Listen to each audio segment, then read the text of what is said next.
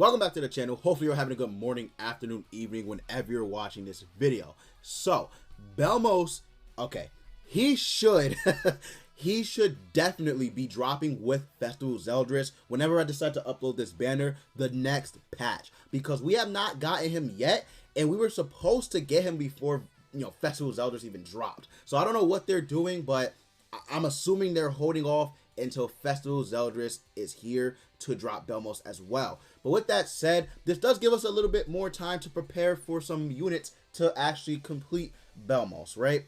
To actually beat him. Now, when I say he's difficult, I mean he's actually difficult, right?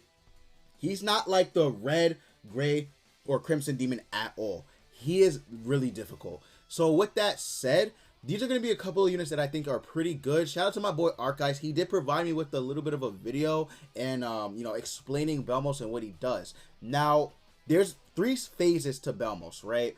I believe on Extreme and Hell, right, there are three phases. I'm not sure about Normal and Hard, right? But those 3 phases are going to be very, very, important to take note, because I believe he does eventually cancel, not cancel, but he does seal buffs. He does seal stances. He has a counter stance. His counter stance is very big, very, very big. So yeah, so basically here's the units you want to use, right? So you have to use green units, obviously. You don't want to use like red against a blue unit, and you don't really want to use blue against him as well. So the green units that I think will be actually pretty good in this event, the first one is Green Elizabeth.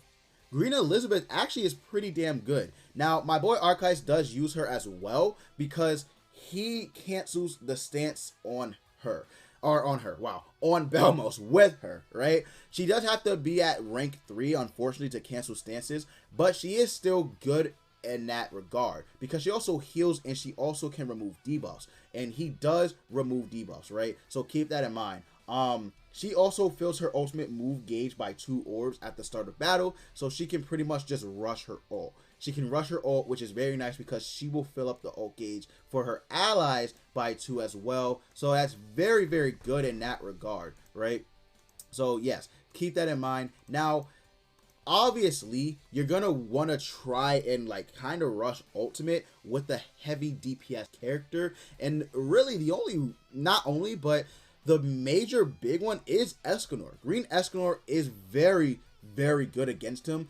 BELMOS can only be hit with physical attacks. He can't be hit with ranged attacks, right? He's the opposite of the Gray Demon. He can only be hit with physical attacks. And Eskimo is pretty good. I don't know if you guys noticed, but he's pretty good in, just single target attack skills damage. So yeah, he's pretty good. 300 and 500%. Just outstanding. He also removes buffs and debuffs when he gets his ult move gauge completely filled. So very nice. He hits very hard on his ultimate, being at at 6 out of 6 with Merlin Link, 40%. Very, very good. But yeah, it's just really, really good to use him because of the fact that he is a heavy, hard hitting DPS unit. Another heavy, hard hitting DPS unit I think would actually be Jericho. Jericho's buffed in this event, so she is going to be doing massive damage if you can, get the right correlation with your teammate. You might have to, do Discord. You might actually have to talk to people on Discord, like your friends who play this game on Discord, because of the fact that he is just that hard, at least on Hell. I don't know about Extreme if it's that crazy, but it should pretty much be, still difficult. But she's very good because of weak point. So if you debuff him, which he can be debuffed, I'm not sure which debuffs he can be used or that can be placed on him. But if you debuff him, this card is going to do insane damage, especially if you crit, because of this, the skill effect. So it's going to be very strong.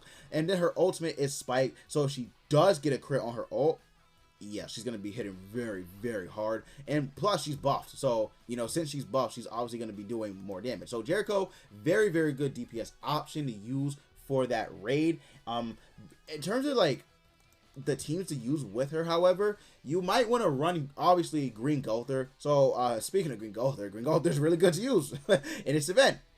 Now, I know some people actually don't have Green Gulther, which is kind of a problem. It isn't, the worst thing in the world, But when I say he helps out immensely. So he can't do any damage because this is a ranged skill, but ranking up the, your allies, he also increased attack related stats by 7%, 35% at max. He's very helpful, very good support unit on that team, even if he can't do damage with his skill 1, right? But it's still nice because he can rank up Jericho's skills, which will make her hit even stronger, and then you'll be able to do more damage. Now, the main tactic I hear is just to try and rush ult whenever you can, like whenever humanly possible. So you want to clear the first stage, or the first phase, and then realistically the second phase, you kind of want to just, rush ult, whatever, and you have to do this. That's what makes it hard. You have to do this in a timely manner too, because you don't want to wait forever, because he will kill you. His damage is very strong. He has very good strong damage. Like, I'm not even kidding. Like, it's insane. He also puts up a stance which reflects damage back at you, right? So do keep that in mind. You want someone who removes stances as well. And in this case, Gearheart isn't the worst option. Now, even though this is a ranged skill, like Goddess Elizabeth, or Elizabeth, right? Green Elizabeth, she cancels stances regardless. And hers is rank 2, right? On rank 2, it cancels stances. So all you need is a rank 2 skill, and it will cancel the stance on BELMOS, which is actually very nice. And then she also heals. Now, the only thing about her, I kind of wish instead of this, filling up the ultimate move gauge, she actually did remove debuffs. That's the only thing I wish they would have changed about her. Really, because she would have actually kind of been perfect if that was the case because of her passive. Her passive heals allies HP by 1% of max HP for every one orb in their ultimate move gauge. So at max ultimate move gauge, like if they have the ult gauge completely filled, they're healing for 5% of their max HP at the end of your turn, which is really nice because you can heal as well. Now, unfortunately, however you want to look at this, because filling up the ultimate move gauge is still very helpful. I'm not gonna lie, it is very helpful to continuously rushing the ultimate, right, on your turn. But removing the debuff is pretty big, so I don't know. You guys want to see. And then her ultimate does cancel buffs and stances as well. So even if you do not get a card that cancels stances, you can still use her ultimate on BELMOS and it'll cancel the stance. So she's actually a very good option for BELMOS, right? Surprisingly, never thought I would praise Gearheart for being in the game, but actually I'm very thankful that she is in the game, right? That helps out a lot. So yeah, so Esterosa is good as well. Esterosa obviously has a physical skill, and he also has full counter. Now, full counter is going to help you a lot. Like, I mean a lot. Because of the fact that, you're obviously going to hit back when he strikes. So it's very, very nice. Him sealing stance cards does hurt, which is why Green Elizabeth is kind of better than Gearheart in a way, because she can just remove the debuff, and he can use his stance again. But unfortunately, right, her removing stance ability is only on rank 3, so it's wishy-washy, right? It's just very, very all situational, just very situational, to be honest with you. But he does now here's the thing, he does get debuff immunity. BELMOS can remove BELMOS removes debuffs, so yes. Yeah, you can see where the problem lies, right? Yeah, so if he removes the debuff immunity from Esterosa and then seals his stance cards, there you go. You can't use stances. But his ultimate, still very good, right? Still very, very good. Now, moving down to a unit that I actually, for a little bit, didn't even consider. My boy Zeratus. My boy Zeratus is actually a very, very good unit to use against BELMOS, because of the fact that on JP, I really, really hope that they change this for global.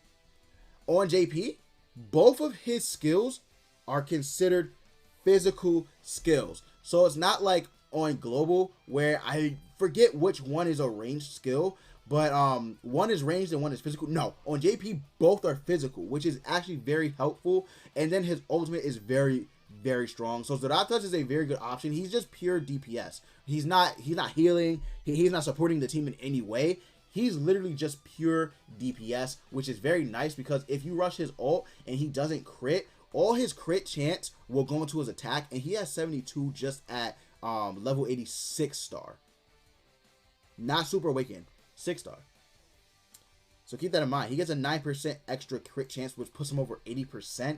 Then with Green Gowther, he's going to be over 100%. So it's very strong. He's very, very good for that raid. So if you're wondering, should I work on Zeratus? The answer is probably yeah. I'm going to be honest with you. The answer is probably yes. So you might want to start working on him. Now, there's a couple of like units you could potentially use, but the units that I went over are the primary ones. Now, if we just keep going down the list, like there's not really much because unfortunately green is not like anything too crazy. I'm gonna be completely honest with y'all. It's not anything too crazy. I mean, you could use Gil Thunder to increase attack related stats when working with another teammate.